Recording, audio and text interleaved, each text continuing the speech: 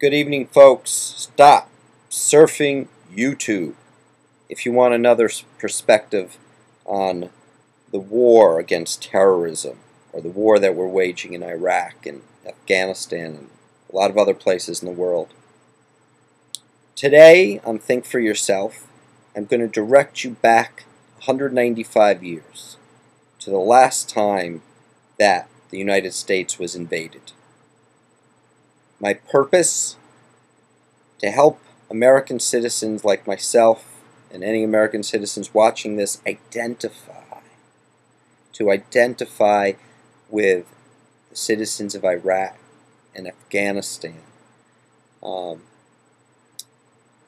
identify with the feeling of being invaded or occupied, since none of us, unless we're older than 195 years, knows what that feels like.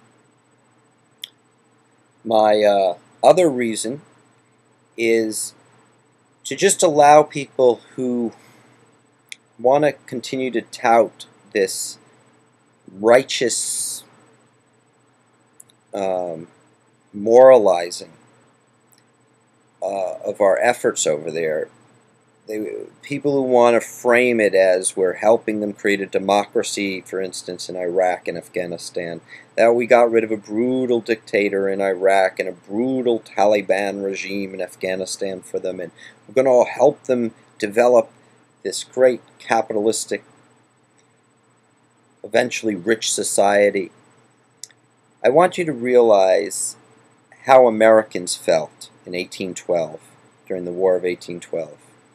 When the Brits invaded us, because it's very similar in a lot of ways. Obviously, the parallels, in a scholarly way, there are a lot of differences in then and now, but a lot of the sentiments were similar. The Brits invaded us for very similar reasons. Actually, they invaded us for very similar things that, like, what we do with Iran. We have sanctions against Iran. Well, that's what the Brits did to us. Why? Because we were trading with France, Napoleon, and the Brits were at war with France. So they thought, we're bad people, we're supporting them. So they blockaded all of our ports. Except for New England, because New England was against the war, so they gave some contracts out to New England. But that's exactly what we do to Iran. So we were kind of being treated like Iran by the Brits. And our reaction was to go to war with them. With great gusto. Everyone except New England was pretty much behind it. But another similarity was most of our army was volunteer. Were called militias.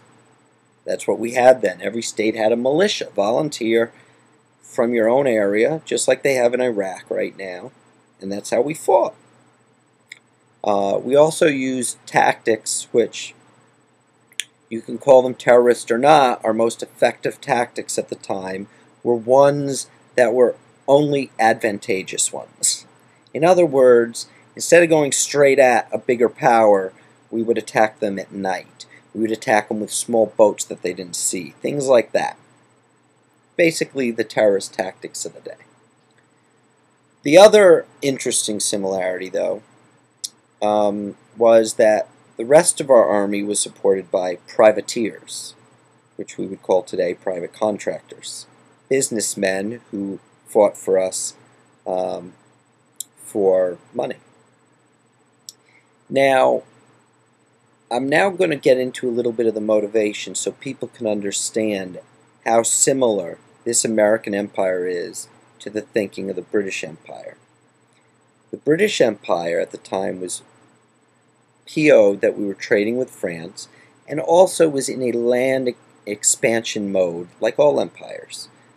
The Spanish also were doing this. They were over in Florida, and the British had a lot of areas up in Canada, and they wanted to continue their little expansionism. So there was a lot of tension that caused the War of 1812. But the Americans had such a patriotism that it was coined the Second War of Independence. They were so angry at occupation by another country that they fought for 3 years, till 1815. Now, it wasn't that we were stronger than the British. They had more weapons, they had more men, but they were so caught up in their war with France, they couldn't afford to bring enough soldiers over here, much like we're having trouble placing enough soldiers in Iraq because we're so spread out. So they played in a defensive position, and that kept us in the war for a while. And also we had great fervor. But the British did another technique that was similar. They started to influence the Native Americans and got them on their side. And you know, they kept giving the contracts to New England, so they would be against the war. So they did a lot of tactics like we're supporting the Sunnis even though the Shias don't like it in Anbar province. You know, we support the Kurds up in the north. You know, war of proxy.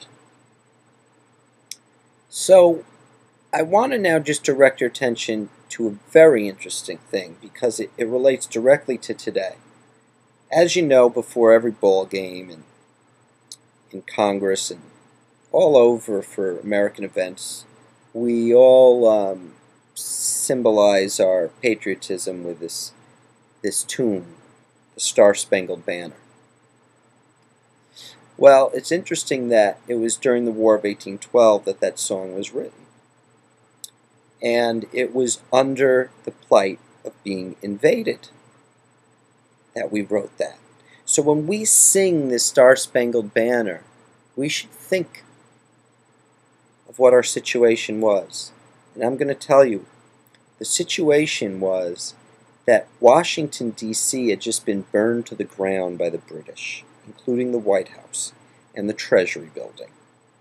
The President, James Madison, had to flee to Virginia under the blackness of night. British soldiers actually ate the dinner that was prepared for James Madison when they invaded, and they burned it to the ground. Then they decided afterwards to go to Baltimore, where there were a lot of forts for a lot of these privateers and other rich businessmen, you know, to do a little strike on one of our power bases. And there was a fort called Fort McHenry. Now the British had all these cannons and they had it lined up perfectly, so they had perfect range to bomb it with their cannons. And the militias and the privateers in Fort McHenry were a little bit taken by surprise, and they just kind of had to hunker down. They didn't have range with their cannons. They didn't know where the British were coming from. It was night. And Fort McHenry was bombed for 25 hours. And all Baltimore could do was turn out all their lights, so they wouldn't be an easy target. And during this bombardment by an invader in their home, the only light was made from the glare of the fire and the rockets and the bombs from the cannons. And every time those rockets would explode and you'd see the light in the sky, the people who were hunkered down could see this flag waving above Fort McHenry, the United States flag. And every time they saw it still waving, it gave them hope. Ah, the flag is still waving. We're still alive. So Francis Scott Key wrote Star-Spangled Banner about this bombardment by the invader, the occupier, the Brits, when we were much like this young country. Even though we were 20 years old, we were a little older, and we did have our independence. We weren't a puppet government like Iraq is, at least not completely. There was a great similarity to that. So the next time you hear the Star-Spangled Banner, please listen to the lyrics.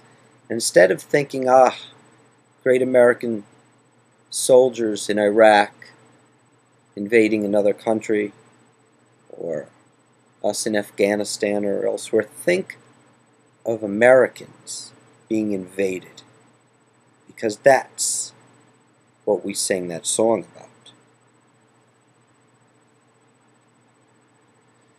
And remember, keep thinking for yourself.